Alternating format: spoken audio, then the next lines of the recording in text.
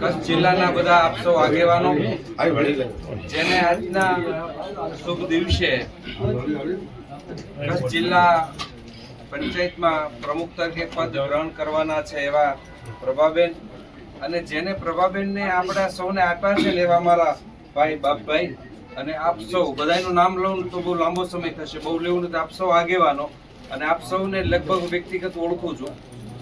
બધાયથી પહેલા આઝાદી પછી બીજી વાર કદાચ બેન અહીંયા બેસી રહ્યા છે. જાગૃતિબેન પહેલા બેઠા હતા અને અત્યારે વર્તમાનમાં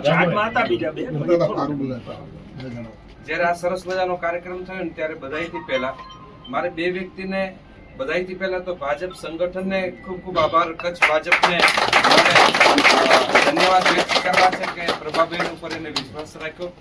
સાથે સાથે હજી પણ બે ત્રણ વ્યક્તિને મારે વ્યક્તિગત રૂપે આભાર માનવો જોઈએ. એમાં દેવજીભાઈનો પણ વ્યક્તિગત રૂપે ખૂબ ખૂબ આભાર માનું છું અને જેને પ્રભાબેનને જીતાડવામાં સિંહ ફાળો આપ્યો છે.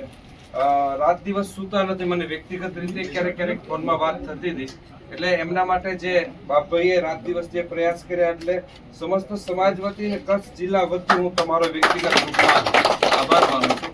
આજે જ્યારે એમને પદ ગ્રહણ કરી રહ્યા છે ને ત્યારે સાધુ તરીકે એટલી જ વિનંતી કરતો જાઉં કે ભગવાનની દયાથી તમને રાજયોગ જ્યારે કચ્છ જિલ્લામાં મળ્યો છે ને એટલે કોઈ પણ વંચિત ન રહી જાય, નાનામાં નાના માણસને યોગ્ય ન્યાય મળે, યોગ્ય મેડિકલ હોય કે બીજી અનેક વ્યવસ્થાઓ હોય એ બધી સરકારી યોજનાઓ સાથે.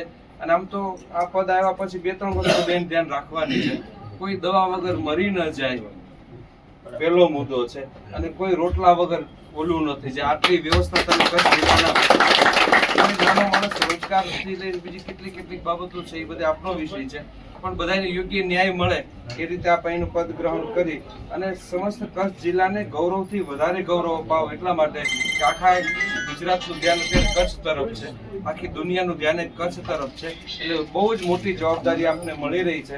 હું વડવાળા દેવને પ્રાર્થના કરીશ કે આ જવાબદારીમાંથી આપ એકદમ શાંતિથી અને સફળતાથી આ પદ સંભાળી અને અનેક લોકોને ન્યાય આપવાનું કામ આપના દ્વારા થાય. વડવાળા દેવની આશીર્વાદ સાથે આપ સૌને શુભેચ્છા ફરીને કચ્છ જિલ્લા ભાજપનો પણ વ્યક્તિગત રૂપમાં ખૂબ જ આભાર વ્યક્ત કરું છું કે અમે વગડે રચડતા અહીંયા સુધી જિલ્લા પંચાયતની સીટ સુધી પહોંચ્યા છીએ. એનો આભારી પણ તમે બધા છો. આવી જ રીતે સાથ અને સહકાર હંમેશા માટે સર્વાંગી વિકાસ માટે કોઈ પણ જ્ઞાતિના ભેદભાવ રાખ્યા વગર વંચિતોને અહીં સુધી પહોંચાડવાનો જે નેમ બીજેપીનો છે, જેને કલ્પના કદાચ નહીં કરી હોય 1.5 વર્ષ પહેલા કે બેન અહીંયા આ ખુરશીમાં બેસશે, પણ એની જગ્યાએ અહીંયા બેઠા છે એનો અમને ગૌરવ છે. તમે બેસાડ્યો એના માટે આપ સૌનો વ્યક્તિગત રૂપે સર્વાંગી આભાર વ્યક્ત કરું છું. આપ સૌને ખૂબ ખૂબ શુભકામનાઓ. જય સિયારામ. બહુ હર્ષની લાગણી અનુભવું છું. ભીમાસર જિલ્લા પંચાયત 20 વર્ષથી કોંગ્રેસ પાસે હતી, એનો ઘટ અમે ઝૂંટવી અને પ્રભાબેન, હુંડ રબારી અને મેરવણભાઈને અમે જિલ્લા પંચાયતના સભ્ય 2219થી જીતાડ્યા.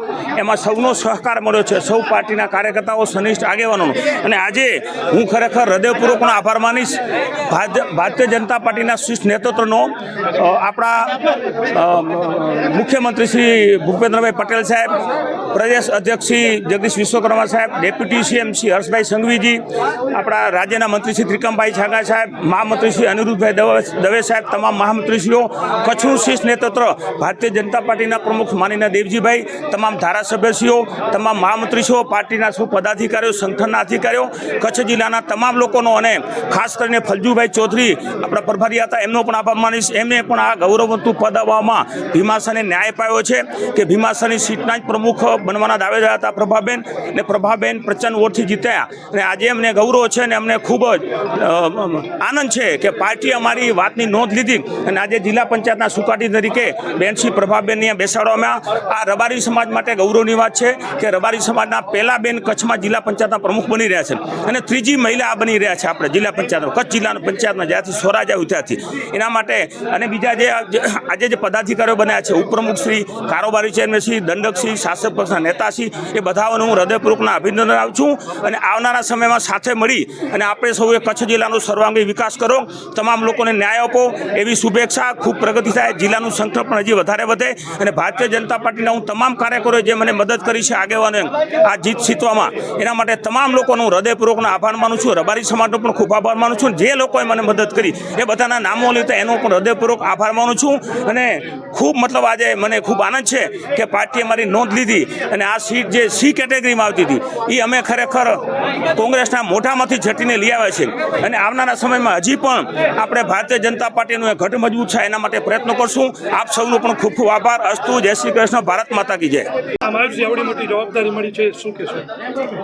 ભારતીય જનતા પાર્ટીએ જ્યારે આટલી મોટી જવાબદારી લીધી હતી, નિષ્ઠાથી કામ કરશું અને બધા જ સાથે લઈ અને કામ કરવાની એક કાર્યકર્તા તરીકે 100% પૂર્ણ કરશું. સૌપ્રથમ કઈ દિશામાં કામગીરી?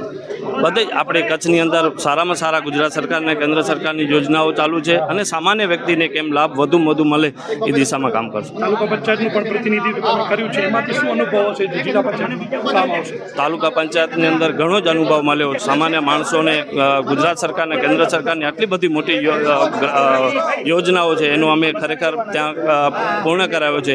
આખા જિલ્લાની અંદર પણ આ જ કાર્યથી આગળ વધશે. બધાથી પહેલાં તો એમને શુભેચ્છા પાઠવું છું આપના માધ્યમથી.